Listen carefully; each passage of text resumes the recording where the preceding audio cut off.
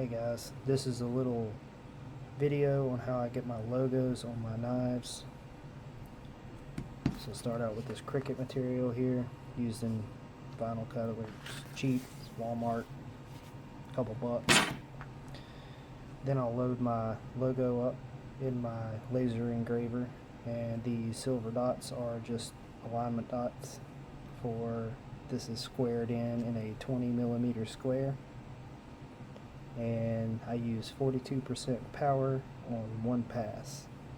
Once this is done, I take it to the bench and I clean it off with acetone, because it does leave a sticky residue that will not allow your knife to etch properly with your electro etching.